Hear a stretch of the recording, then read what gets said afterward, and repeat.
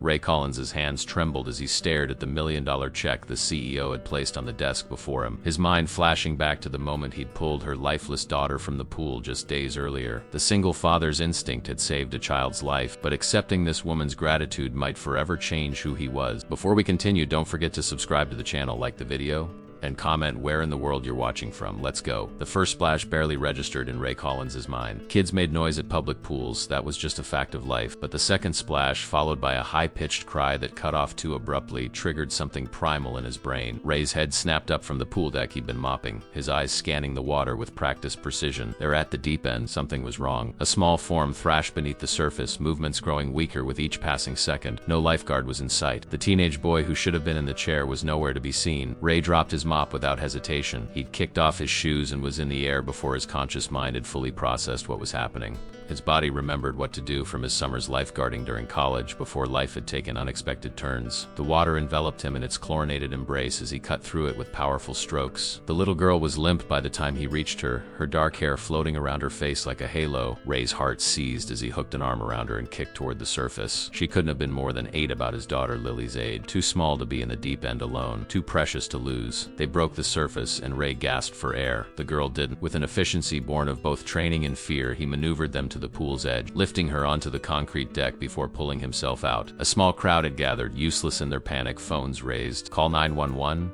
Ray shouted, though someone had likely already done so. He checked for breathing. Nothing. Pulse faint and fading. Without hesitation, he began CPR, silently counting compression, desperately willing life back into the small body. "Come on," he whispered. "Come on, sweetheart. Breathe." And then, like a miracle, she did. A violent cough, water sputtering from blue-tinged lips. Ray turned her gently onto her side, relief making him lightheaded as she began to breathe on her own. Her eyes fluttered open, confused and afraid. "You're okay," he soothed, his voice catching. "You're okay now. Help is coming." Only then did he become aware of the commotion at the pool entrance. A woman burst through the crowd, her face a mask of terror. She wore an elegant pantsuit that seemed wildly out of place among the swimsuits and casual wear of the other poolgoers. Her eyes locked on the small figure on the ground, and she made a sound Ray would never forget, half sob, half primal scream. "Sophie!" The woman fell to her knees beside them, gathering the girl into her arms with shaking hands. "Oh God, Sophie." The girl Sophie clung to her mother weakly. "Mommy," she whimpered. Ray stood and stepped back, suddenly conscious of his soaking wet janitor's uniform and the small puddle forming around his feet. The adrenaline was beginning to fade, leaving him shaky and cold despite the summer heat. He looked around for his mop, needing something to do with his hand. The paramedics arrived in a flurry of efficiency, gently taking Sophie from her mother's arms to check her vitals and place an oxygen mask over her small face. Ray watched from a distance, arms crossed tightly across his chest. He should get back to work. The pool would need to be closed now.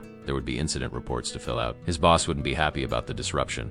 Ray turned to find the woman Sophie's mother standing before him. Up close, he could see that she wasn't much older than his own 34 years, though everything about her screamed wealth and power. Her makeup remained perfect despite her tears, and the diamond studs in her ears probably cost more than his annual salary. "You saved my daughter." It wasn't a question. Ray shrugged uncomfortably. "Anyone would have done the same, but they didn't. You did." Her voice broke slightly. "They told me you performed CPR, that she wasn't breathing when you pulled her out."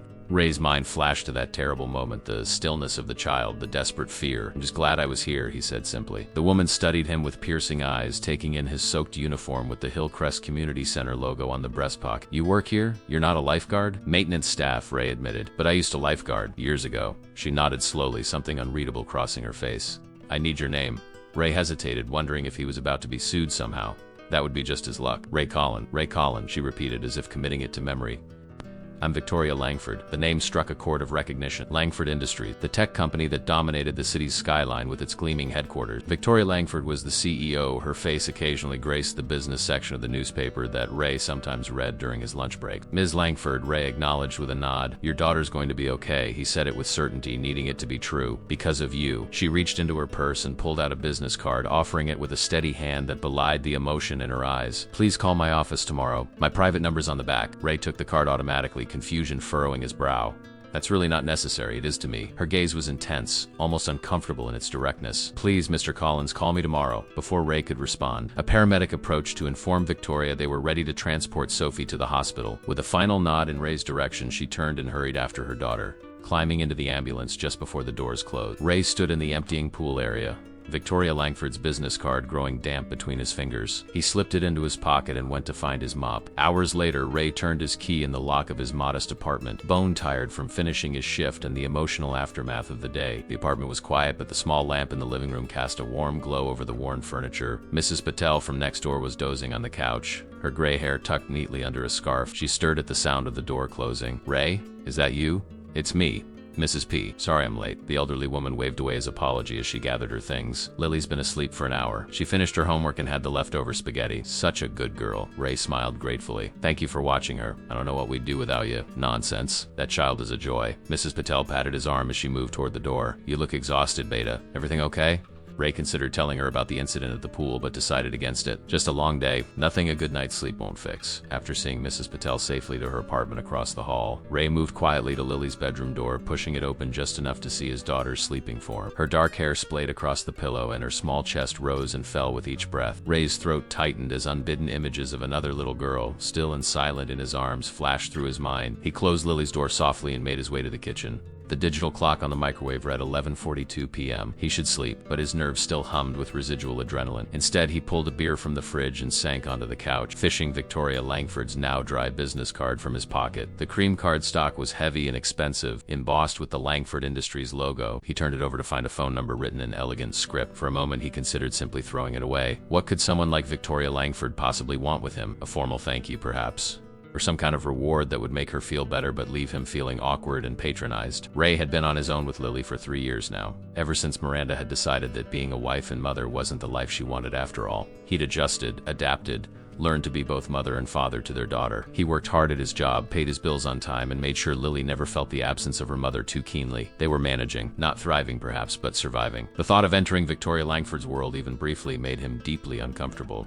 They existed in parallel universes that were never meant to intersect. Today had been a cosmic hiccup, nothing more. And yet, as he set the card on the coffee table and finished his beer, Ray couldn't shake the image of Victoria's face, the raw gratitude in her eyes, the vulnerability beneath the polished exterior. He'd call tomorrow, he decided. He'd call, listen to whatever she had to say, and then they'd both go back to their separate worlds. Sleep claimed him quickly once he finally made it to bed, but his dreams were filled with water and the sound of a child's cry cutting short beneath its surface. Morning arrived with Lily's cheerful voice rousing him from sleep. "Dad, your alarm's been going off forever," Ray groaned, reaching blindly for his phone to silence the insistent beeping. "Thanks, Lil. What time is it?" 7:30, she informed him, already dressed in her school uniform, her hair pulled back in a somewhat lopsided ponytail. "I made cereal. For both of us?" Ray asked, sitting up and rubbing his face. Lily rolled her eyes in that particular way that only 8-year-old girls seem to master. "Duh. Come on. Oh, I'll be late." The morning routine proceeded with its usual organized chaos: breakfast, brushing teeth, finding Lily's missing library book, and the walk to the elementary school 3 blocks away. Ray dropped his daughter off with a kiss to the top of her head and a reminder about Mrs. Patel picking her up after school. "I know, Dad," Lily said with exaggerated patience. "Same as every Tuesday." "Smart Alec," Ray replied affectionately. "Have a good day. Love you too." And then she was gone, swallowed up by the stream of children flowing through the school doors. Ray arrived at work to find the community center abuzz with gossip about yesterday's incident. The teenage lifeguard had been fired, the pool temporarily closed for a safety review, and Ray's name was on everyone's lips. "There he is, the hero," called Manny from the maintenance office as Ray clocked in. "Not a hero," Ray muttered, grabbing his work assignment for the day. "Just did what anyone would do." "That's not what Darlene at the front desk says," Manny persisted, wheeling his chair closer. "Says the kid wasn't breathing when you pulled her out. Says the mother's some big shot CEO. That true?" Ray shrugged, uncomfortable with the attention. "Girl's going to be fine. That's all that matters." But as the morning wore on, Ray found it increasingly difficult to avoid the curious stares and questions from coworkers and community center regulars alike. By lunch, he'd retreated to the small maintenance break room, where he finally pulled Victoria Langford's business card from his wallet. He stared at it for a long moment, then pulled out his phone. Before he could second-guess himself, he dialed the number on the back of the card. It rang only once before she answered. "Victoria Langford. Hello, this is Ray Collin. From the pool yesterday?" He winced at how uncertain he sounded. "Mr. Collin." Her voice warmed instantly. "Thank you for calling. How are you?" "I'm fine. More importantly, how's your daughter?" "Sophie's doing remarkably well. The doctors kept her overnight for observation, but we're home now. She's resting." Victoria paused. "She's asking about you, actually. About the man who saved her." Ray didn't know how to respond to that, so he simply asked. "She doesn't remember?" "Bits and pieces. She remembers going under. then nothing until waking up on the pool deck with you telling her she was going to be okay. The memory of those terrifying moments made Ray's throat tighten. I'm just glad she's all right. Mr. Collins, Ray, Victoria said, her tone shifting to something more formal. I'd like to meet with you if possible. There's something I want to discuss and I'd prefer to do it in person. Ray's stomach nodded with apprehension. Look, Ms. Langford, if this is about some kind of reward, please, she interrupted, just hear me out. Could you come to my office today? I understand you're working, but I can arrange for your employer to give you the afternoon off. Ray bristled slightly at the assumption that his time was so easily manipulated. That's not necessary. I have a break at 3. 3 o'clock works perfectly, Victoria said, sounding pleased. Do you know where Langford Tower is downtown? Of course he did. Everyone in the city knew the gleaming 60-story skyscraper that dominated the skyline. I can find it. Excellent. Tell security you have an appointment with me.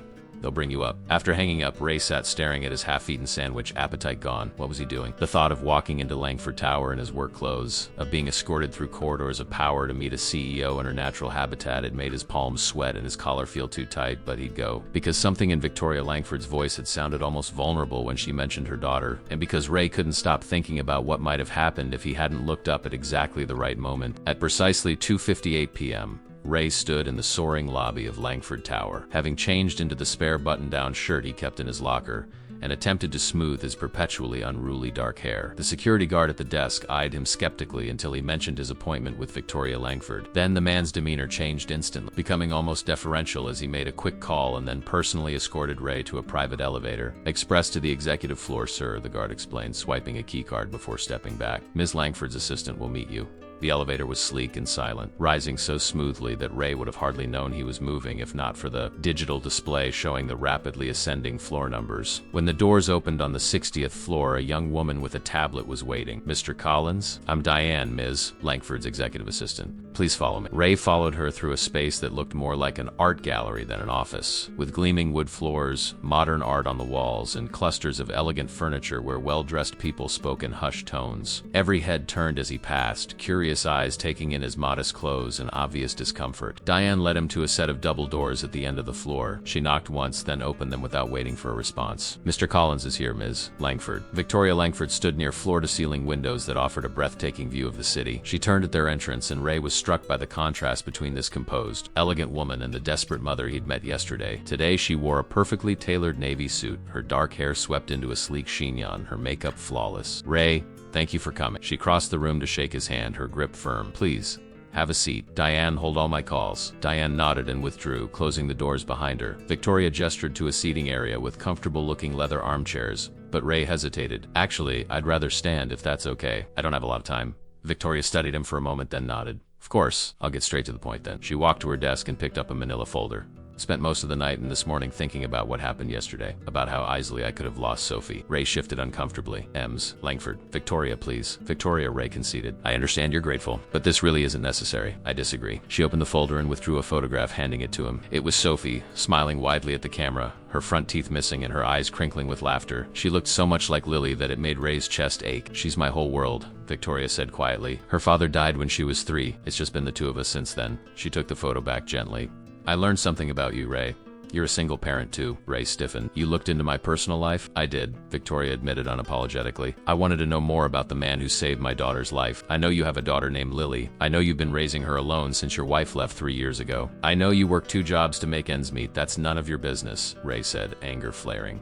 I'm glad Sophie's okay, but I didn't do what I did for this. He gestured around at the opulent office. I know you didn't. Victoria's voice remained calm. That's precisely why I want to help you. She returned to her desk and removed something else from the folder. When she turned back to him, she was holding a check. She held it out, her expression resolute. Ray didn't take it. He didn't need to look at the amount to know it would be substantial.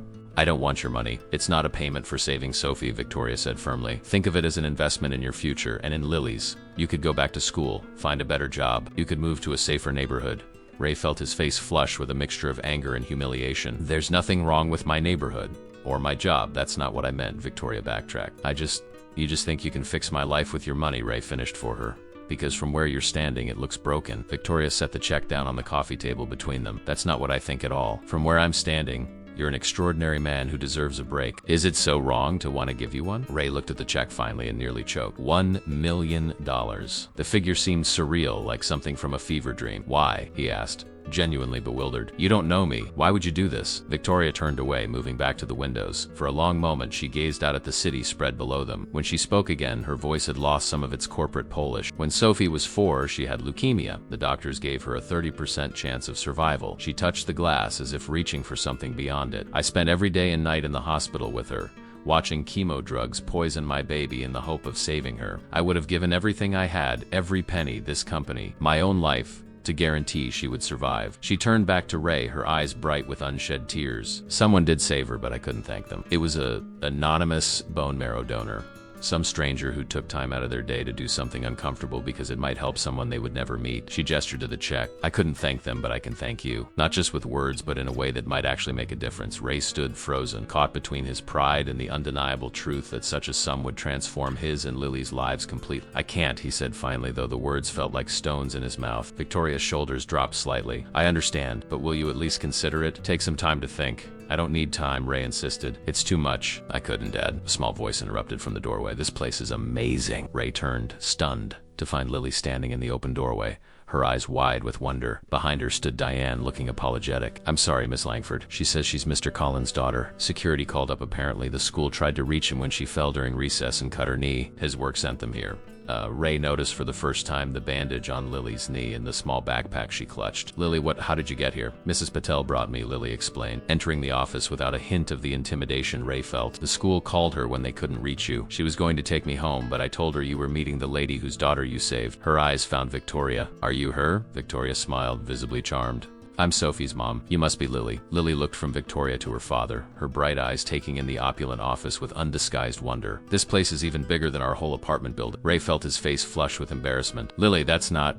It is rather excessive, Victoria interrupted smoothly, coming to Ray's rescue. She smiled at Lily. I've always thought so too, but it came with the job. She knelt down to Lily's level, something that seemed both natural and incongruous given her formal attire. I hear you hurt your knee. Are you okay? Lily nodded, lifting her leg slightly to display the bandage. It's just a scrape. The school nurse put on too many bandages. Dad says I'm tough like him. You certainly look tough, Victoria agreed. Would you like something to drink? I have juice, water, or... Her eyes twinkled conspiratorially. Soda, though we don't normally tell parents about that option. Lily giggled, glancing at Ray as if seeking permission. He gave a small nod, still trying to process this unexpected collision of his worlds. Apple juice, please, Lily decided. Victoria straightened and pressed an intercom button on her desk. Diane, could you bring in an apple juice for our young guest? And perhaps some of those cookies from the board meeting. As Diane acknowledged the request, Ray stepped closer to his daughter. The school called me too, but my phone was on silent for our meeting. I was going to call Mrs. Patel back as soon as I finished here. Lily shrugged, unconcerned. It's okay, Dad. Mrs. Patel said we should come surprise you. She waited downstairs. Ray made a mental note to have a word with his well-meaning but sometimes overzealous neighbor about appropriate boundaries. That was thoughtful of her. Victoria gestured to the seating area. Please, both of you, sit. I think this is perfect timing, actually. I was just about to mention that my daughter has been asking to meet you, Ray, and now Lily can meet her too. Ray hesitated, but Lily was already bouncing toward the plush leather sofa. He followed reluctantly, noticing that the check still lay on the coffee table. He quickly moved to sit in front of it, blocking Lily's view. Victoria noticed the gesture and discreetly slid the check back into its folder before joining them. Sophie's at home with our housekeeper today.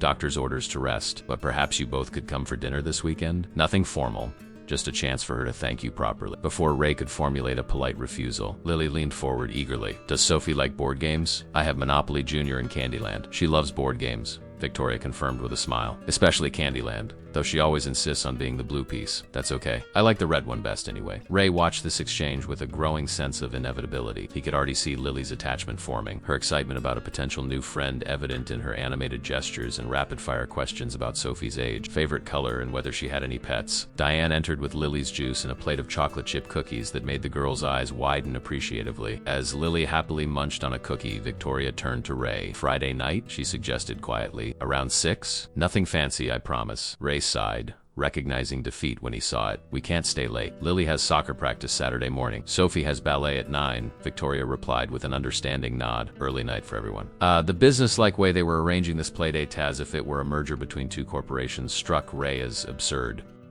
Yet there was also something comforting about it. A shared language of single parenthood that transcended their vastly different circumstances. "So, you'll consider my offer?" Victoria asked, her voice pitched low enough that Lily couldn't hear over her own enthusiastic description of her soccer team to a patiently listening Diane. Ray glanced at the folder containing the check. "Can't accept that much money." "Why not?" "Because," Ray struggled to articulate the complex tangle of emotions the offer provoked. "Because it wouldn't be right. I didn't save Sophie for a reward, I know that," Victoria said, frustration edging her tone. "That's precisely why I want to help you." "We're managing fine," Ray insisted, though even to his own ears the words sounded hollow. Just last week he'd had to tell Lily they couldn't afford the summer science camp she'd been excited about. The previous month he'd skipped his own medication for a week to pay for her school pictures. Victoria seemed about to argue further when Lily's voice broke through their hushed conversation. "Dad, can we show Sophie my drawings when she comes over?" "She's not coming over, Lil," Ray corrected gently. "We're going to their house on Friday." Lily's face fell slightly. "Oh, will Sophie like our apartment? It's not big like this place." The innocent question landed like a blow. Ray saw Victoria open her mouth and close it, clearly unsure how to respond. "You know what?"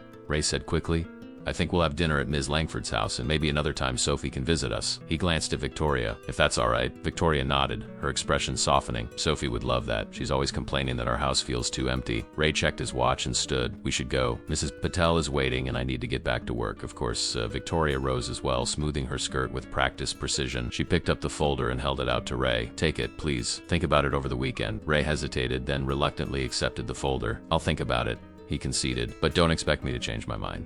Victoria smiled, a genuine expression that transformed her face from corporate powerhouse to something far more approachable. "That's all I ask." As they prepared to leave, Lily tugged on Victoria's sleeve. "Ms. Victoria?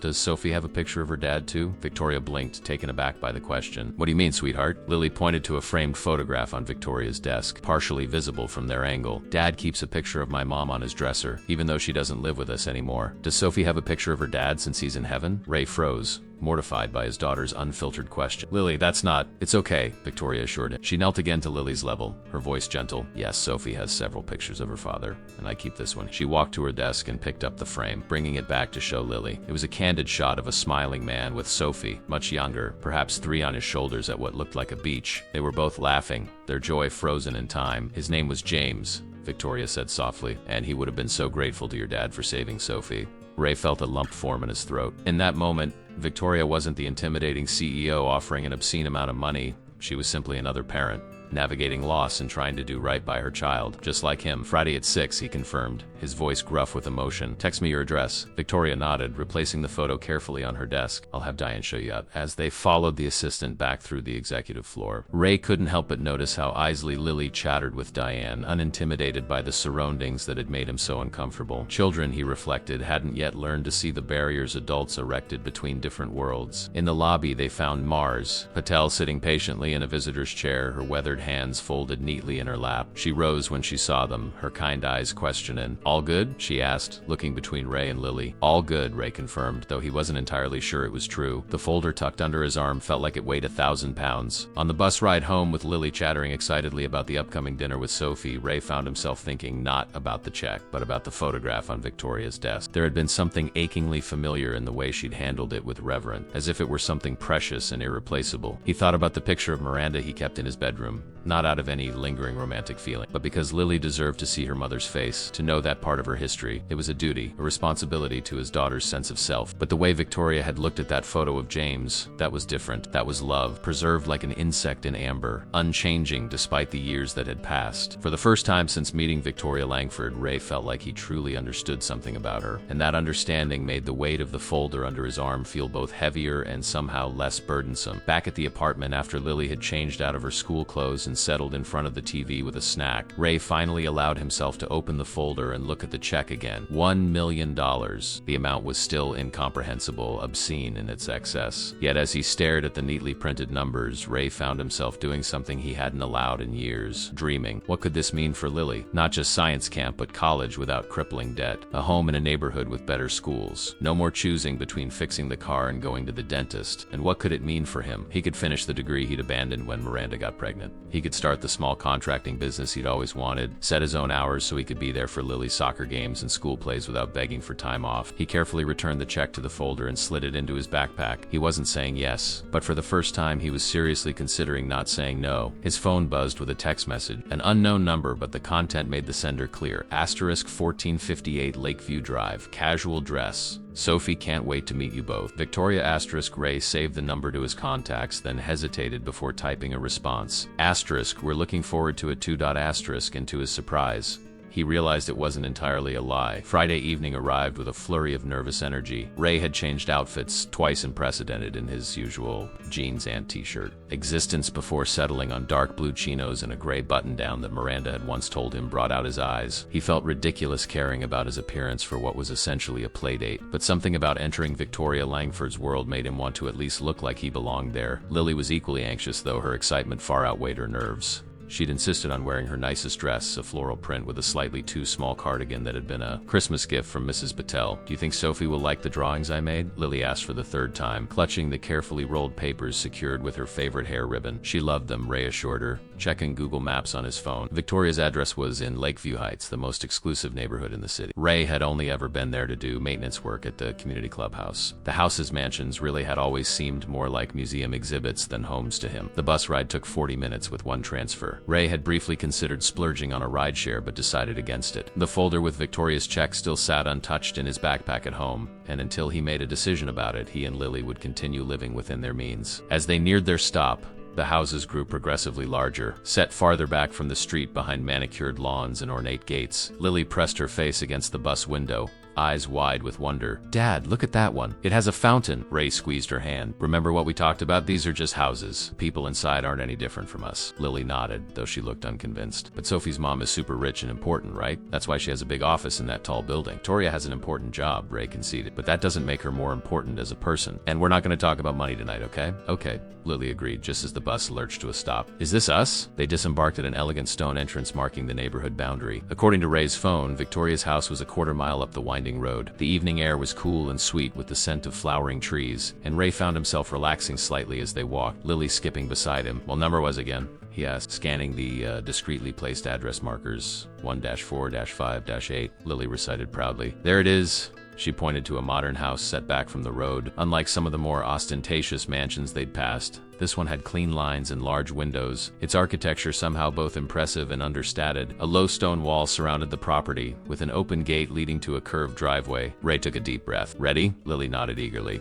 already tugging him forward. As they approached the front door, a massive slab of what looked like solid oak. Ray's finger hesitated over the doorbell. Before he could press it, the door swung open. You came? Sophie stood in the doorway, her face alight with excitement. She was small for her age, the lingering effect of her illness, Ray guessed, with Victoria's dark hair and delicate features. The only visible sign of her near drowning was a faint bruise on her forearm. Of course we came, Lily responded with the easy confidence of childhood. I brought drawings for you. Do you want to see? Just like that, the ice was broken. Sophie ushered them inside with the authority of a tiny hostess, already chattering with Lily about the drawing, her doll collection, and whether Lily had seen the latest episode of some animated show Ray had never heard of. The interior of the house was exactly what Ray had expected, yet somehow not at all what he'd imagined. The spaces were large and open, with high ceilings and walls of glass overlooking a backyard that seemed to stretch forever. But instead of the sterile, magazine-perfect environment he'd anticipated, the home showed unmistakable signs of life. A child's sweater draped over a chair, books stacked on coffee tables, a half-completed puzzle spread across the side table. Ray, Victoria's voice drew his attention to where she stood in the doorway to what appeared to be the kitchen. She looked different here, more relaxed in dark jeans and a simple cream-colored sweater, her hair loose around her shoulders. I'm so glad you both could make it. Thanks for having us, Ray said, awkwardly holding out the bottle of wine he'd splurged on. It seemed like a reasonable mid-range option at the store, but now he worried it was embarrassingly inadequate. Victoria accepted it with a genuine smile. Perfect. This will go wonderfully with dinner. She glanced at the girls who were already heading up the curved staircase, Lily's drawings clutched in Sophie's hand. Sophie, show Lily your room, but be down in 20 minutes for dinner, okay? Okay, Mom, Sophie called back, already halfway up the stairs with Lily in tow. Victoria turned back to Ray. Would you like a tour or would you prefer a drink first? Drink, Ray said without hesitation, then felt his face warm. Sorry, that sounded like the honest answer of a parent who's had a long week, Victoria finished for him, her eyes crinkling with amusement. Come on, I make a decent Manhattan if that appealed. Or there's beer, wine, Manhattan, sounds great, Ray said, following her to a kitchen that would have made professional chefs weep with envy. Unlike her office, which had been all cool efficiency, this space felt warm and lived in. A pot simmered on the massive range, filling the air with the aroma of tomato sauce and herbs. "Homemade pizza," Victoria explained, catching his glance. "Sophie's favorite. I hope that's not too casual." "Perfect," Ray assured her, relaxing slightly. "Lily loves pizza. I was worried you'd be serving something with multiple forks that she wouldn't know how to eat." Victoria laughed as she expertly mixed their drinks. "God, no. I saved the formal dinner parties for board members I'm trying to intimidate. This is single quotes." She hesitated. "This is just us getting to know each other." She handed him a crystal tumbler, their fingers brushing briefly. Ray took a sip, the smooth burn of good whiskey warming his throat. "So," Victoria said, leaning against the counter, "how has your week been?" The mundane question in such extraordinary surroundings almost made Ray laugh. Instead, he took another sip and found himself actually answering. "Busy. The pool reopened yesterday after they hired 2 new lifeguards and revised all the safety protocols. I've been helping install some new emergency equipment." He paused. "And I've been thinking about your offer." Victoria's expression remained carefully neutral, and Ray set his glass down. "I can't accept $1 million. It's too much. It would change everything." "That's rather the point," Victoria noted softly. "I know, but Ray struggled to articulate the complex tangle of emotions the offer evoked. "Lily and I, we have a good life. It's not easy, but it's ours. Built it together. If I suddenly have $1 million I didn't earn, what does that teach her?" Victoria considered this, absently stirring her drink. "What if it wasn't a gift then? What if it was a job?" Ray frowned. "I don't understand." "Langford Industries has a foundation, Victoria. We fund educational initiatives, medical research, community development projects. We're starting a new program focused on water safety and drowning prevention, especially in underserved communities." She met his eyes directly. "We need someone to head it, someone who understands both the technical aspects and the human stakes." Ray stared at her. "Are you offering me a job?" "Yes," Victoria said simply. "With a first-year salary of $1 million.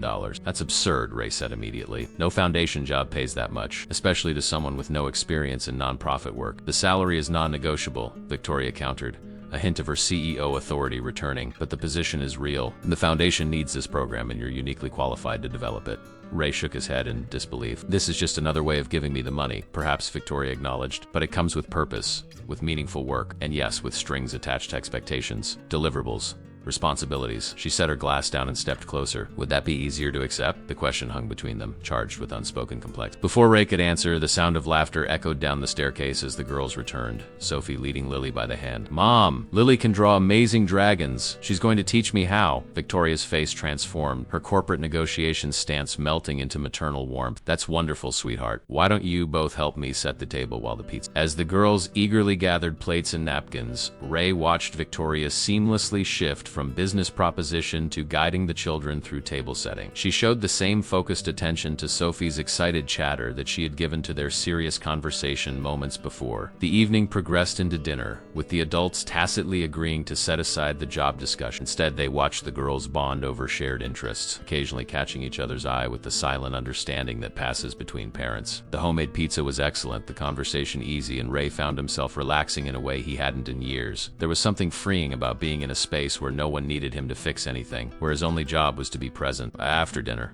Victoria suggested they take dessert ice cream sundaes that the girls assembled themselves with excessive toppings out to the back patio. The evening was mild, the expansive yard bathed in the subtle glow of landscape lighting. A swimming pool glimmered at the far end, its surface undisturbed and eerily beautiful in the twilight. Ray noticed that Sophie kept her distance from the water, staying close to the patio furniture. The memory of her lifeless form in his arms flashed unbidden through his mind. Victoria must have noticed his gaze. She moved to sit beside him while the girls were distracted with their elaborate dessert creations. "She hasn't gone near water since that day," she said quietly. "Not even a bath, only showers." "That's understandable," Ray replied. "It'll take time." Victoria nodded, her eyes fixed on her daughter. "I thought I'd lost her," she whispered, so softly Ray almost didn't hear it. The raw emotion in Victoria's voice created a sudden intimacy between them, a shared understanding that transcended their different circumstances. Without thinking, Ray reached out and briefly touched her hand where it rested on the patio chair between them. "But you didn't lose her," he said softly. "She's right there, putting entirely too many gummy bears on her ice cream." Victoria's fingers curled around his for a brief moment before she withdrew, composing herself with a small, grateful smile. "Yes, she is, thanks to you." Before Ray could respond, Sophie called out to her mother. "Mom, can we watch a movie before Lily has to go home?" "It's getting late, sweetheart," Victoria hedged, glancing at Ray. "Lily and her dad probably need to head back soon." Ray checked his watch. It was nearly 8, and the last bus that would get them reasonably close to their apartment ran at 9:15. We should probably start heading out in about 20 minutes, he confirmed. Disappointment clouded both girls' faces, their newfound friendship making the impending separation feel momentous in the way that only children can experience. But we haven't finished our dessert yet, Lily, gesturing to her still half-full bowl with the strategic reasoning of an experienced negotiator. Ray glanced at Victoria, who seemed to be suppressing a smile. Finish your ice cream, he conceded. Then we really do need to go. As the girls returned their attention to their desserts, Victoria turned to Ray. How are you getting home? I noticed you didn't drive, Bus Ray answered simply. There's a stop about a quarter mile from here. Victoria frowned. That's at least an hour trip at this time of night, isn't it? Let me call my driver. That's really not necessary, Ray began.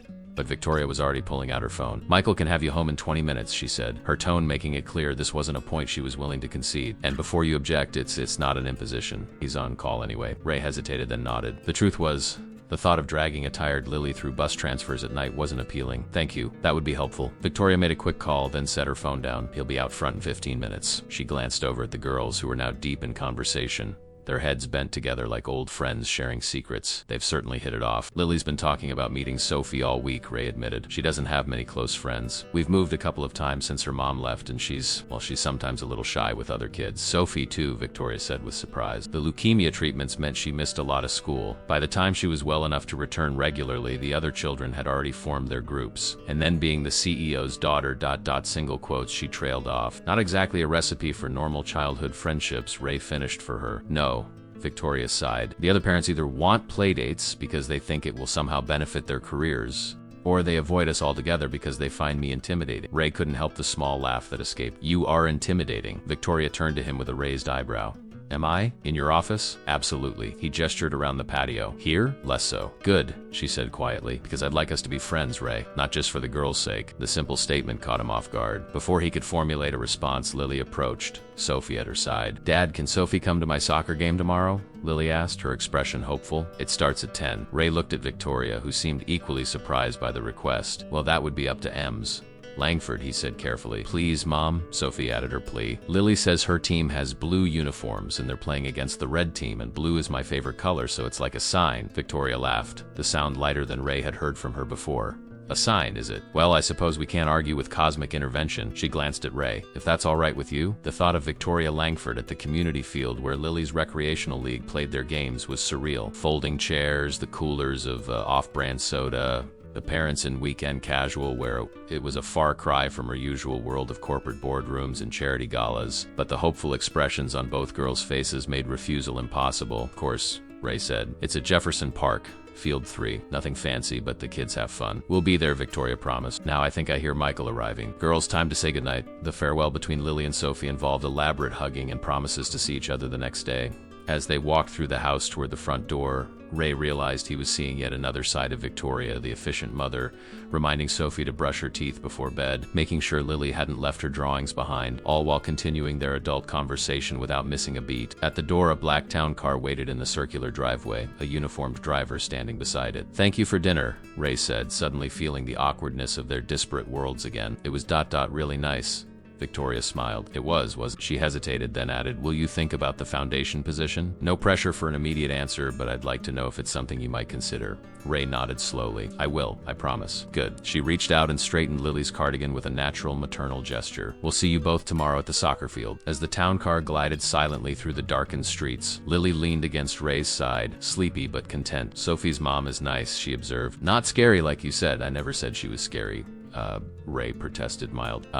You told Mrs. Patel she was intimidating as hell, Lily quoted with the perfect recall children always seem to possess at the most inconvenient moment. That was a private conversation, Ray reminded her in language. Lily yawned. Sorry, but she's not. She's just Sophie's mom, and she makes good pizza. From the mouths of babes, Ray thought. To Lily, the vast differences in their circumstances meant nothing. Victoria was simply Sophie's mom, and that was enough to form a connection. Back in their apartment, after Lily had been tucked in and had fallen asleep almost instantly, Ray sat at the small kitchen table with a cup of tea. He pulled out his phone, and after a moment's hesitation, sent a text to Victoria. *, thank you again for dinner. Lily hasn't stopped talking about Sophie. See you tomorrow at the game. Asterisk, the response came almost immediately. Asterisk, we had a wonderful time. Sophie's already laid out her blue shirt to wear in support of Lily's team. Sleep well, Ray. Asterisk, he stared at the message, a strange warmth spreading through his chest. For a moment he allowed himself to imagine a different life, one where he didn't have to count every penny, where Lily could attend any summer camp she wanted, where they lived in a house with a yard instead of a two-bedroom apartment with thin walls and temperamental plumbing. The foundation job would make all that possible, but it would also fundamentally change who he was,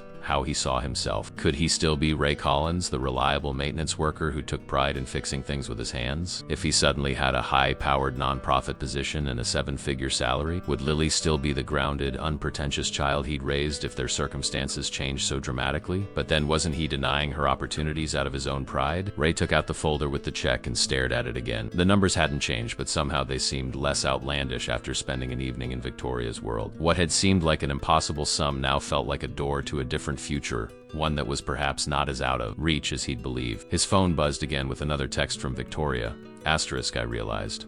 I never actually showed you the foundation offices or explained exactly what the job would entail. Would you be free Monday afternoon to come by? I promise no pressure, just information. Asterisk. Ray hesitated, then typed, Asterisk, I work until 3, but could come by after that. Asterisk. Her reply was immediate. Asterisk, perfect. I'll arrange for Diane to bring Lily to our house after school. Sophie's been begging for a play date, and they can do homework together until we're done. Asterisk. Ray started to type an objection. It felt like too much.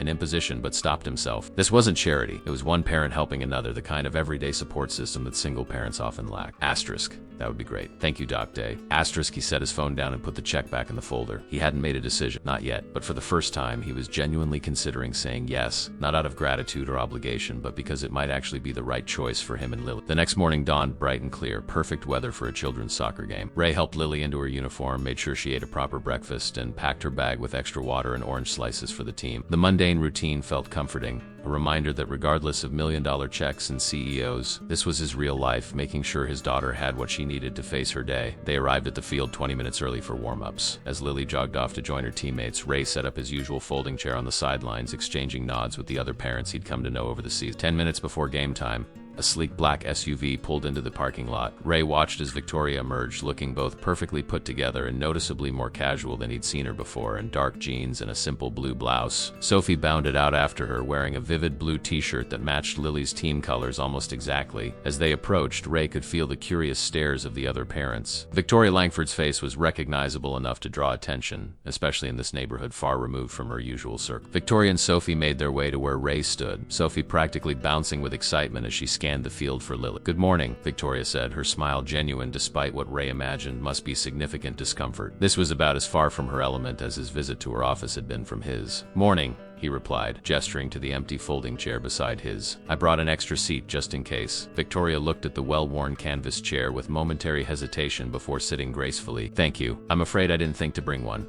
Rookie mistake, Ray said with a small smile. First soccer game? First children's sporting event of any kind, Victoria admitted. Unless you count the equestrian competition Sophie did before she got sick. But those were different. Ray could imagine catered refreshments, viewing boxes, perhaps champagne, a far cry from the coolers of grocery store juice pouches, and communal bag of oranges being distributed by one of the team parents. Sophie! Lily had spotted her friend and was waving frantically from the field. Sophie waved back with equal enthusiasm. I'll take her over to say a quick hello before the game starts, Ray offered, seeing the coach waving the team to gather. Be right back. As he led Sophie toward the field, he was acutely aware of the curious glances from other parents. Megan Wilson, whose daughter Zoe played defense with Lily, sidled up to him. Friend of yours? She asked, nodding toward Victoria. Something like that, Ray answered vaguely. Her daughter and Lily hit it off. Megan raised an eyebrow but said nothing more as Ray introduced Sophie to the coach and other team members. By the time he returned to the sideline, he found Victoria engaged in polite conversation with Dave Peterson, another single parent whose son played on the opposing team. Ray, Dave greeted him warmly, was just introducing myself to your friend.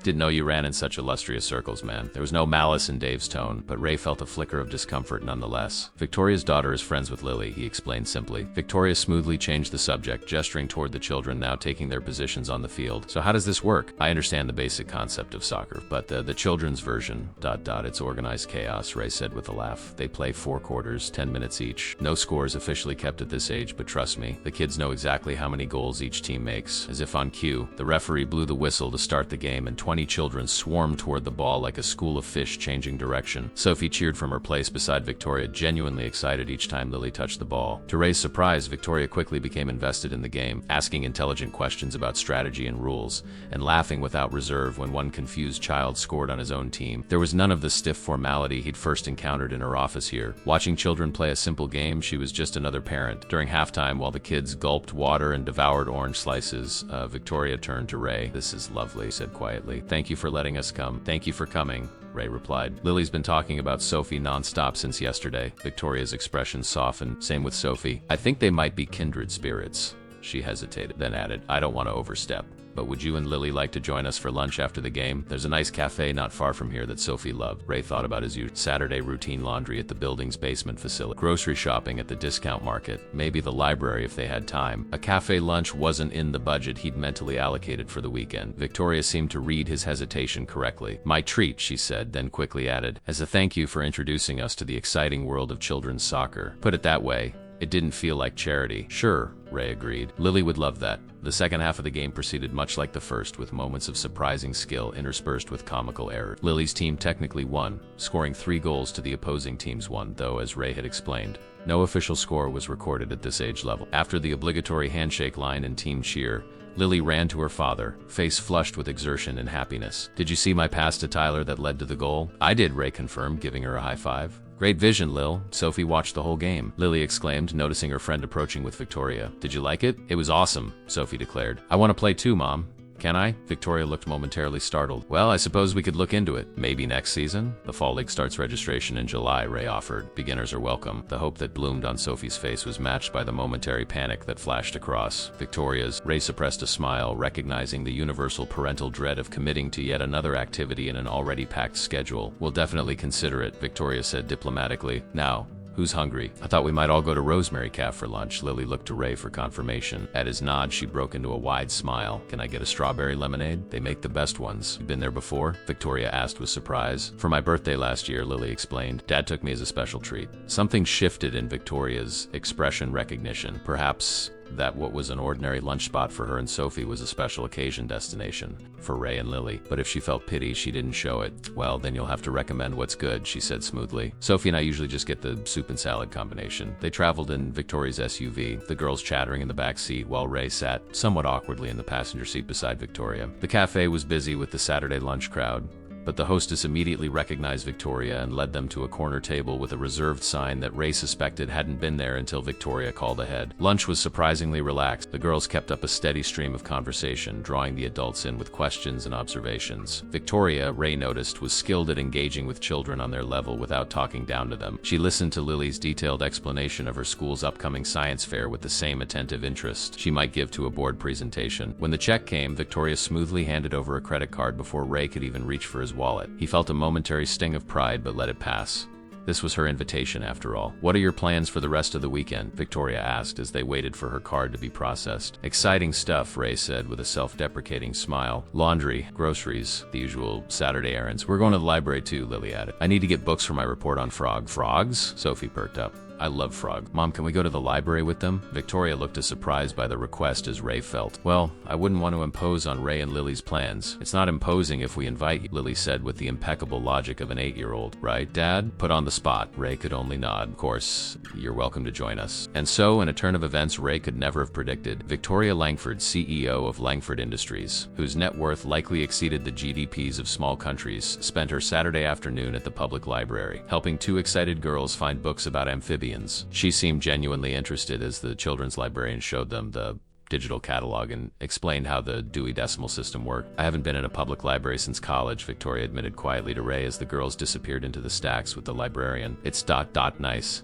Peaceful. Lily and I come every weekend," Ray said. "It's free entertainment and she loves reading." "Sophie too," Victoria said. "But we usually just order books online. This is better getting to browse, discover things you weren't looking for." Ray watched her run her fingers along the spines of books with a kind of reverence. It struck him that for all her wealth and privilege, Victoria might be missing some of the simple pleasures that he and Lily took for granted. After the library, their paths finally diverged. The girls parted with dramatic promises to see each other on Monday, while Ray and Victoria exchanged more reserved goodbyes. "Thank you," Victoria said as Ray helped load Lily's library library books into his backpack. This was one of the most pleasant Saturdays I've had in a long time. Even with the chaos of youth soccer and the exciting world of frog research, Ray teased gently. Especially because of those things, Victoria replied, her smile reaching her eyes.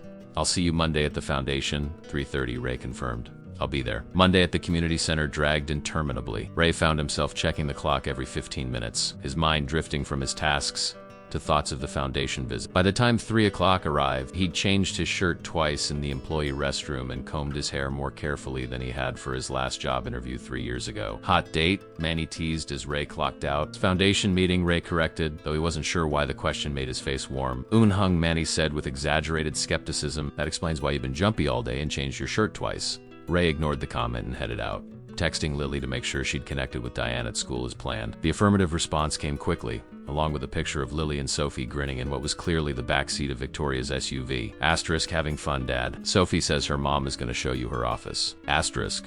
The Langford Foundation occupied the entire 58th floor of Langford Tower, 2 floors below Victoria's executive suite. When Ray arrived, he was once again escorted through security and up the express elevator, but this time to a different reception area. Unlike the corporate minimalism of the executive floor, the foundation space was warm and inviting, walls painted in soft earth tones, comfortable seating areas, and large photographs showing community projects and smiling beneficiaries. A receptionist greeted him by name before he'd even introduced himself. Collins, Miss Langford is expecting you. Would you like coffee or water while you wait? Water would be great, thanks, Ray said, taking in the surrounding. The foundation clearly wasn't hurting for funds. The furniture was high-end, the art on the walls original, but there was none of the intimidating opulence he'd felt in Victoria's executive suite. Victoria appeared from a hallway dressed in a tailored charcoal pantsuit that somehow looked both professional and approachable. Thank you for coming. Did Diane find Lily all right? She did, Ray confirmed. Lily just texted me a photo from your car.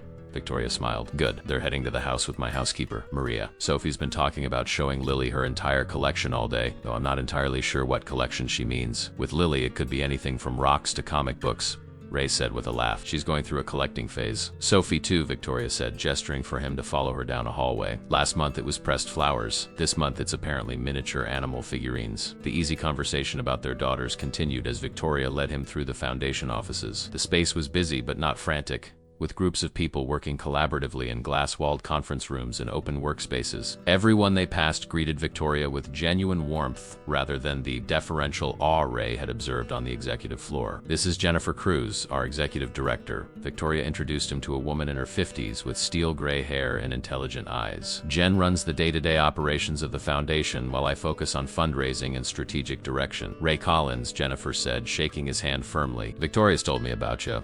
Or rather about what you did for Sophie.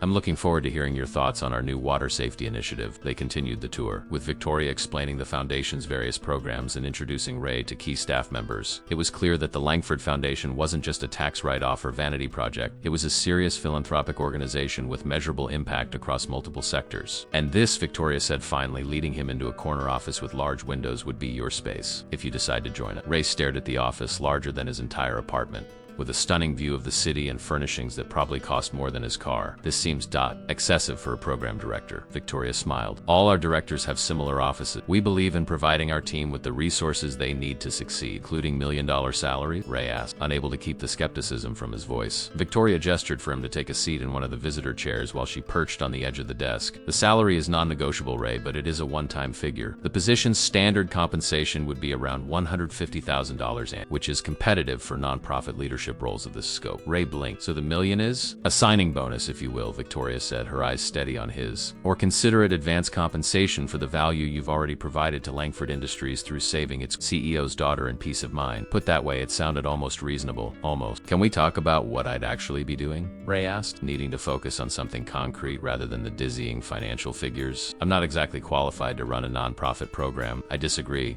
Victoria said simply. You have 10 years of experience in pool maintenance and safety system. You were a certified lifeguard instructor in college. You understand the technical aspects of water safety better than anyone we might hire with a nonprofit management background. Ray frowned. You've done your research. Of course I have, Victoria replied unapologetic. I wouldn't offer you this position if I didn't believe you could excel in it. She handed him a sleek folder.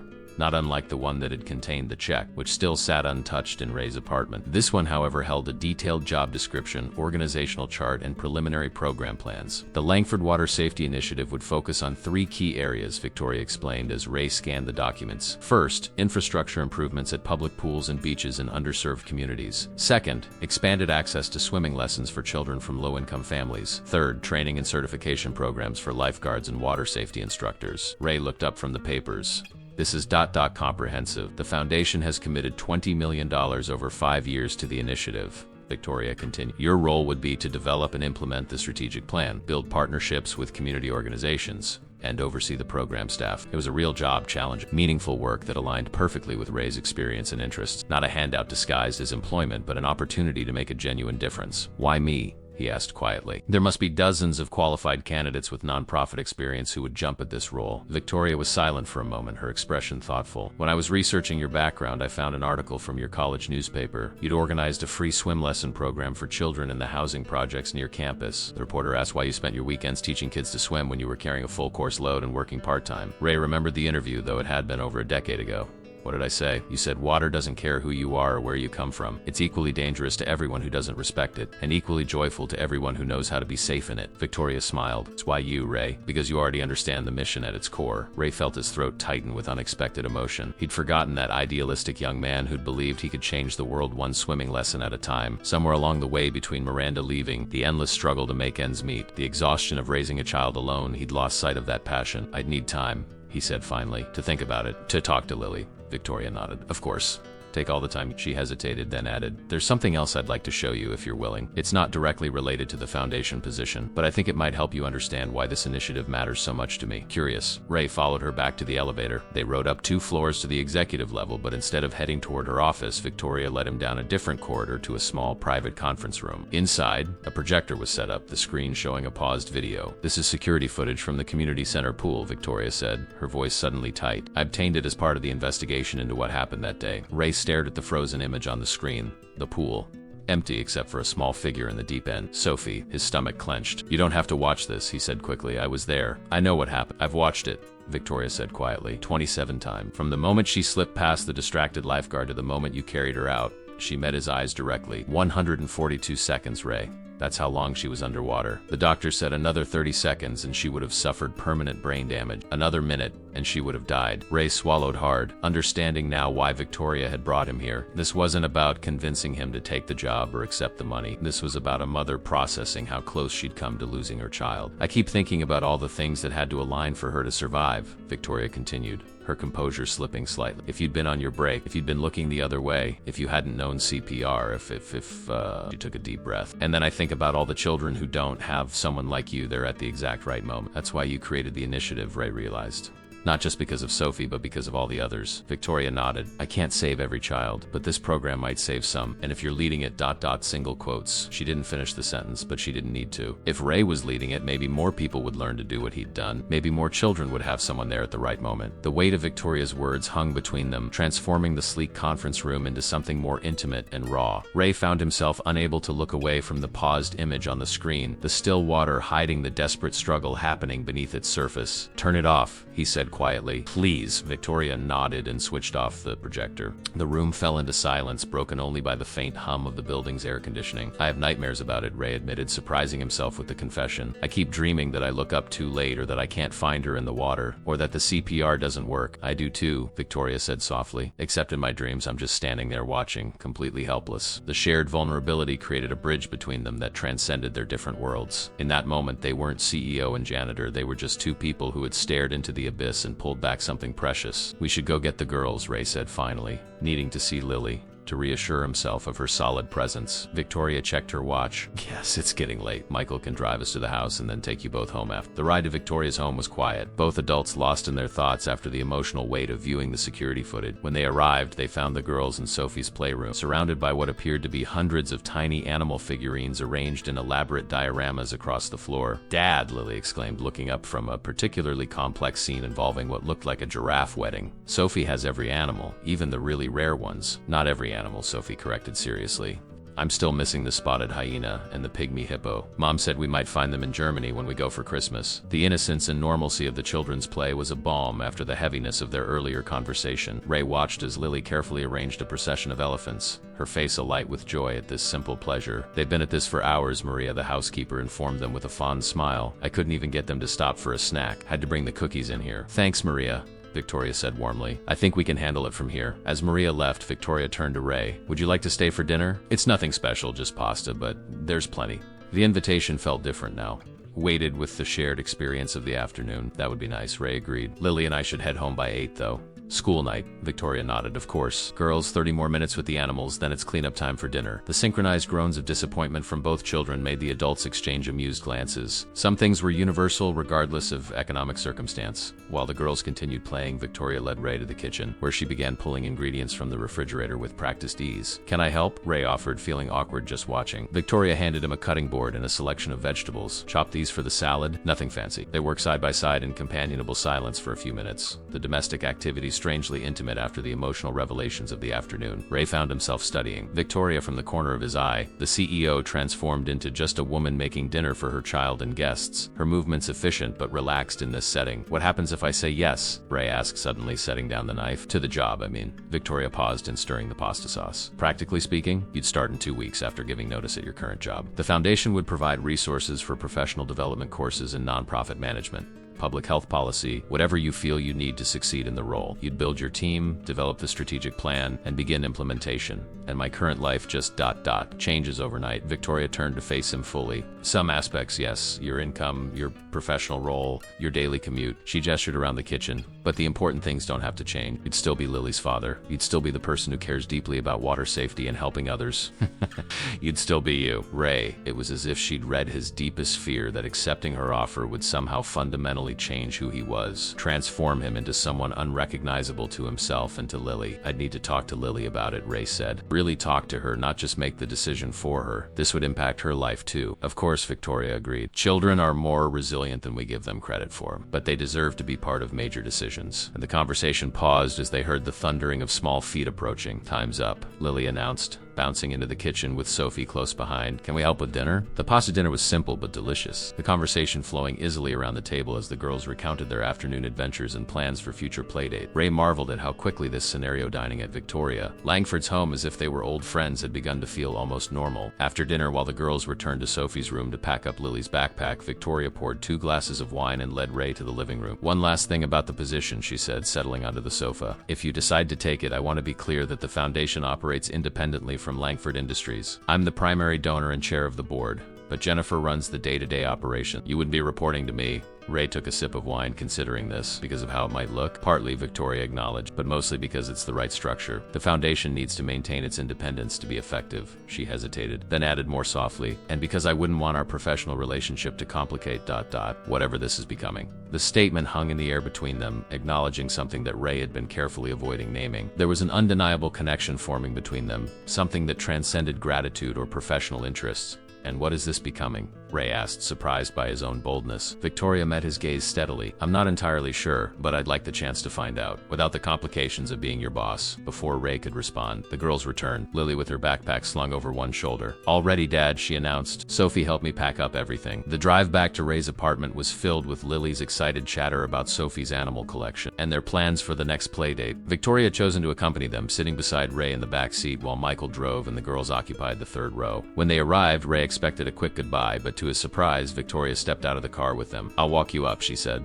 Sophie, wait here with Michael, okay? I'll be right back. As they entered the modest apartment building, Ray felt a moment of self-consciousness about the peeling paint in the hallway, the flickering fluorescent light that the landlord had been promising to fix for months. But Victoria gave no indication that she noticed these details as they climbed the 3 flights of stairs to Ray's unit. At the door, Lily gave Victoria an impulsive hug. Thanks for having us over. Tell Sophie I'll bring my crystal collection next time. I certainly will, Victoria promised with a warm smile. Would you mind checking if you left your math worksheet in your backpack? Sophie thought she might have accidentally packed it with her homework. It was a transparent excuse to speak with Ray alone, but Lily didn't question it, disappearing into the apartment with her key. Alone in the hallway, Victoria turned to Ray. I meant what I said, Ray. Whatever you decide about the job, I hope we can continue ... this, she gestured vaguely between them. The dinners, The play dates, getting to know each other. Ray nodded slowly. I'd like that too. He hesitated, then added, I think I'll have an answer for you about the job by the end of the week. I just need to talk to Lily and process everything. Take all the time you need, Victoria said. She hesitated for a moment, then leaned forward and placed a soft kiss on his cheek. Good night, Ray. He stood in the hallway, watching as she descended the stairs, feeling the ghost of her lips on his skin and a strange, unfamiliar lightness in his chest. Inside the apartment, he found Lily already in her pajamas, arranging her library books on the coffee table. Dad, she said without looking up, are we going to be rich now? Ray froze. What? Lily finally turned to him, her expression matter of fact. Sophie told me her mom wants to give you a bunch of money because you saved her.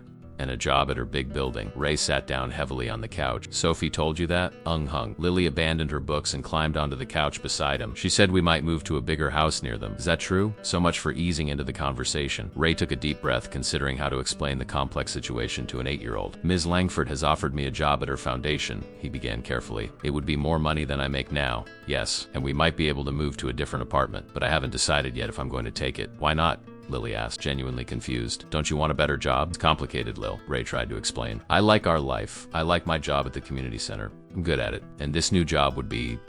different. More responsibility. More pressure. Lily considered this with the seriousness only children can bring to adult matters. But you'd be good at the new job too, she said with absolute certainty. You fix everything. And you saved Sophie. The simple faith in her statement made Ray's throat tighten. It's not just about the job, Lily. It would change things for us. Our routine, where we live, maybe even your school. Lily's brow furrowed. Would I still see Sophie? Yes, definitely. And could we still go to the library on Saturdays? Of course. Lily seemed to be carefully considering the implications of what her father was saying. Would you be happier at the new job? The question caught Ray off guard. Children had a way of cutting through the complications adults constructed, getting straight to the heart of matters with disarming simplicity. I don't know, he answered honestly. I like what I do now. I'm good at it. But this new job, I'd be helping make sure other kids don't drown. I'd be teaching people about water safety, getting swimming lessons for kids who can't afford them. Like Sophie almost drowned? Ray nodded, swallowing hard at the memory. Yes, like Sophie. Then you should do it, Lily said with the absolute certainty only an 8-year-old could possess. You always say helping people is important. It's not that simple, Lil Ray tried to explain. There's a lot of money involved, and is the money bad? Lily interrupted, her brow furrowed in confusion. Ray paused, realizing how his hesitation might appear to a child's understanding. No, it's not bad, it's just ... a lot. And sometimes when people give you a lot of money, they expect things in return.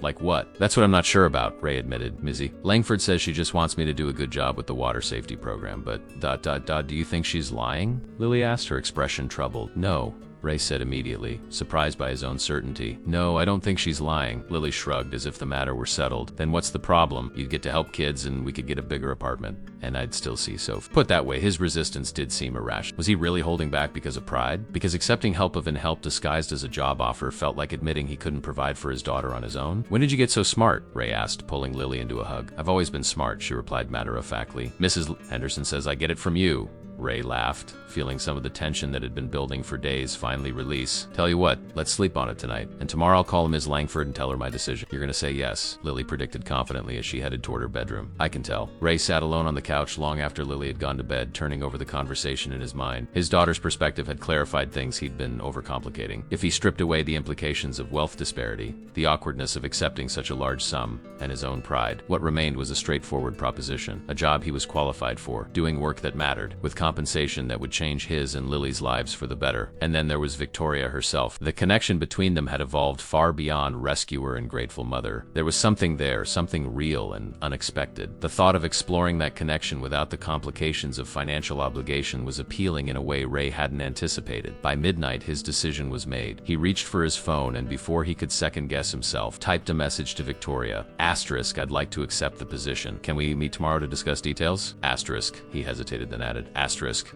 and thank you. Not just for the opportunity, but for helping me remember why water safety mattered to me in the first place. Asterisk, he didn't expect a response until morning, but his phone buzzed almost immediately. Asterisk, I'm so pleased, Ray. This program will help so many children because of you. Lunch tomorrow, 1 p.m. at the foundation. I'll arrange for your boss to give you the time.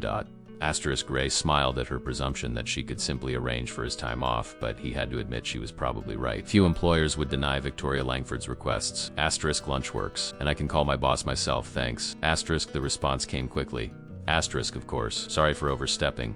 Old habits. See you tomorrow. Asterisk. He could almost picture her slight embarrassment at the reminder that not everyone's schedule was hers to command. It was endearing, this glimpse of Victoria Langford slightly off balance. With his decision made, Ray slept better than he had in weeks. The following day passed in a blur of activity. Ray spoke with the supervisor at the community center, who was surprised but supportive when Ray explained he was leaving for a non-profit position focused on water safety. By lunchtime, he was back at Langford Tower, this time with a different kind of nervousness than before. Victoria greeted him in the foundation reception area, dressed more casually than he'd seen her at the office before, in a simple blouse and tailored pants. "I thought we'd eat in my office," she said, leading him to the elevator, more private for discussing details. In her executive suite, a small table had been set up by the window, with what appeared to be deli sandwiches and salads rather than the catered executive lunch Ray had half expected. "I remembered you mentioned liking the turkey from Marino's," Victoria explained, gesturing to the spread. "I hope that wasn't presumptuous." "Not at all," Ray said, touched that she'd remembered such a small detail from one of their conversations. "It's perfect." As they settled at the table, Victoria pulled out a folder, not unlike the one that had contained the $1 million check, though this one was embossed with the Langford Foundation logo. "Your official offer," she explained, sliding it across to him. "The standard details of employment, salary, benefits, responsibilities. Jennifer helped prepare it. You'll report directly to her as we discussed." Ray opened the folder, his eyes immediately finding the number on the compensation page. $1 million as a signing bonus to be paid upon acceptance, followed by an annual salary of $150,000 plus comprehensive benefits. "This is real," he said quietly, the reality of the situation finally sinking in. "This is happening," Victoria smiled. "It is, and the foundation is lucky to have you." Ray continued scanning the document, noting the start date 2 weeks out, the generous vacation policy, the educational benefits that would cover any courses or certifications he might need. When he reached the end, he looked up at Victoria. "There's nothing in here about what happens if things don't work out," he said carefully. "What if I'm not good at this? What if the program fails?" Victoria considered this. "The signing bonus is yours regardless. If for some reason the position doesn't work out, we'd handle it like any other employment situation with notice, severance, and professional courtesy." She paused. "But I don't anticipate that happening, Ray. I believe in you, and so does Jennifer." The sincerity in her voice erased the last of Ray's doubts. He picked up the pen she'd placed beside the folder and signed the acceptance page. "Now that that's settled," Victoria said, visibly relaxing as she took the signed document, "I have one more item to discuss." Ray raised an eyebrow, wary of additional surprise. "It's about your living situation," Victoria, carefully maintaining a professional tone. "The foundation often assists relocated employees with housing. Given your new position and compensation, you might want to consider options closer to the office." "I was planning to look for a new place," Ray acknowledged. "Something with a second bathroom and maybe a small yard for Lily night." "Actually," Victoria said, hesitating for the first time, "I have a property you might consider. It's a townhouse in Riverside Heights, close enough to the tower for near good schools and with a small garden that Lily might enjoy." Ray frowned. "I couldn't accept a house from you, Victoria. The job is one thing, but it would be a rental," she clarified quickly. "Market rate, formal lease agreement through the property management company that handles all Langford real estate investment. No special treatment, just information about an available property you might not otherwise know about." Ray studied her face, trying to determine if this was another thinly disguised gift. "Market rate? No discounts or CEO specials?" Victoria smiled. "Scout's honor. Though I should disclose that the townhouse is in the same complex where Sophie and I live. Different units, separate entrances, completely independent spaces, but the girls could visit each other without needing a driver." "Ah," Ray said, understanding dawning. "So this is about the girls." "Partly," Victoria admitted, her professional demeanor softening. "Sophie's been happier since meeting Lily than I've seen her in a long time. But it's not just that." She met his gaze directly. "I've enjoyed getting to know you, Ray, outside of the rescue, outside of this job offer. Just ... you." The simple honesty of the statement hung between them, acknowledged but not yet fully explored. "I've enjoyed getting to know you too," Ray said finally, "and I'd be interested in seeing the townhouse. For Lily's sake, of course." He added the last part with a small smile that made it clear he wasn't entirely convinced by his own explanation. "Of course," Victoria agreed, matching his smile with one of her own. "For the children." 3 months later, Ray stood in the empty living room of his old apartment, the walls bare where Lily's artwork had once hung, the corners showing the subtle imprints of furniture that had sat in the same spots for years. The place looked smaller now, somehow diminished without their belongings to fill it. "So I got everything?" Mrs. Patel asked from the doorway, her eyes misty as she watched Ray make his final inspection.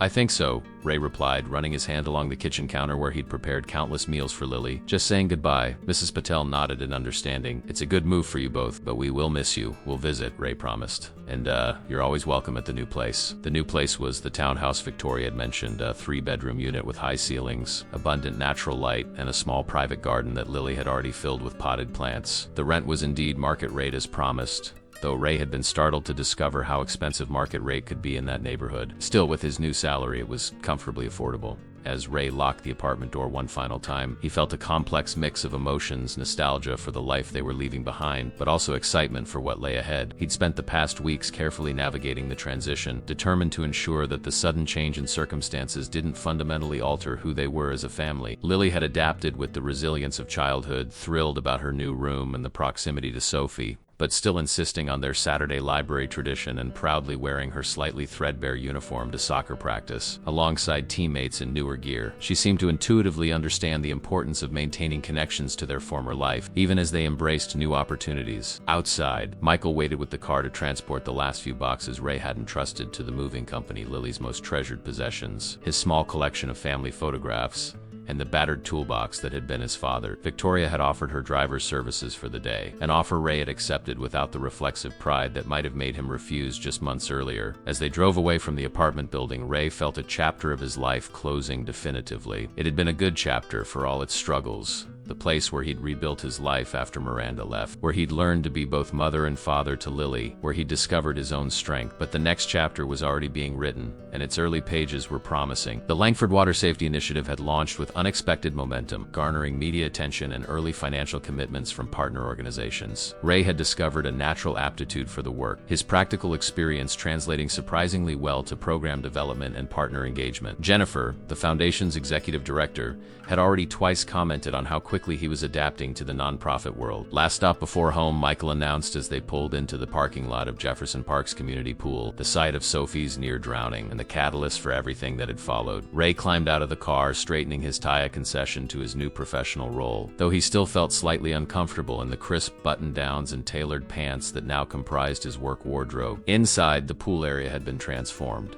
New safety equipment lined the walls. A cutting-edge electronic monitoring system had been installed beneath the surface of the water, and a large sign announced free swimming lessons sponsored by the Langford Foundation's Water Safety Initiative. Victoria stood near the shallow end, engaged in conversation with the pool manager and two reporters. She looked elegant as always in a simple navy dress, her hair swept up in its customary chignon. But Ray had learned to see past the polished exterior to the woman beneath. Warm, occasionally fiercely devoted to her daughter, and surprisingly funny when comfortable. She caught sight of Ray and excused herself from the conversation, crossing to meet him with a smile that still caused a flutter in his chest. "Moving day," she said by way of greeting. "Everything go okay? Just finished?" Ray confirmed. "The apartment's empty. We're officially your neighbors now." "Sophie's been watching for the moving truck all day," Victoria said with a laugh. "She and Lily have their sleepover all planned for tonight." The girls had been inseparable since Ray accepted the position, their friendship deepening into something that felt like family. It was as if the universe had known they needed each other, the quiet, serious girl still recovering from years of illness and the outgoing, creative one who'd missed having a close friend who truly understood her. "Are we ready for the demonstration?"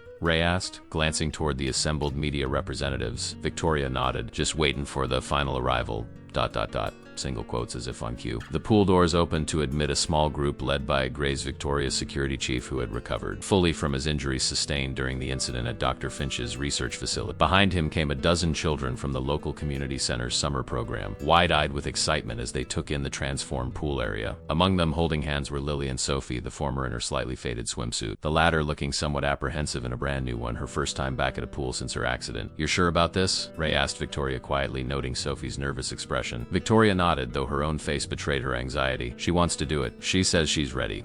And her therapist agrees it's time." The media event had been carefully choreographed, a demonstration of the new water safety technologies, followed by the announcement of the initiative's first round of community grants. What the reporters didn't know was that it would also mark Sophie's return to the water, a private milestone being witnessed by the public. Ray gathered the children, introducing himself and explaining the safety features they would be demonstrating. As planned, Lily went first, showing how the new monitoring system would detect a swimmer in distress. The children watched in fascination as sensors picked up Lily's deliberately simulated struggle, triggering lights and alarms that would alert lifeguards. Then came Sophie's moment. She stood at the edge of the shallow end, her small hand gripping Lily's with white-knuckled intensity. Victoria had moved closer, her composed mask slipping just enough to reveal the mother beneath, terrified but determined to support her daughter's brave step. "You don't have to," Ray heard Lily whisper to her friend. "We can do it another day." Sophie shook her head. "I want to," she insisted, though her voice quavered. But, will you come with me? Of course, Lily agreed immediately. We'll go together. Ray and Victoria exchanged glances over the girls' heads, a moment of shared understanding passing between them. This was about more than a media event or even the water safety initiative. This was about healing for Sophie, for Victoria, for all of them. The girls stepped into the water together, one cautious step at a time. Ray positioned himself nearby, close enough to intervene if necessary, but far enough to give Sophie the sense of accomplishment she needed. Victoria remained at the pool's edge, her hands clasped so tightly her knuckles were white, but her face arranged in an encouraging smile. Sophie paused when the water reached her waist, her breathing becoming rapid. Lily squeezed her hand. "It's okay," Lily said loudly enough for everyone to hear. "I've got you. And my dad's right there. He saves people. It's what he does." The simple faith in her voice brought a lump to Ray's throat. Sophie took a deep breath and nodded, taking another step forward. The reporters, sensing the significance of the moment even without knowing the full context, had fallen silent. The only sounds were the gentle lapping of water against the pool's edge and the soft murmurs of encouragement from the other children. When Sophie finally submerged herself to her shoulders, a small, triumphant smile broke across her face. She looked to her mother, who nodded with undisguised pride and relief, and then to Ray, who gave her a thumbs up. "I did it," Sophie announced, turning to Lily with wonder in her voice. "You did it," Lily confirmed, hugging her friend fiercely. "I knew you could."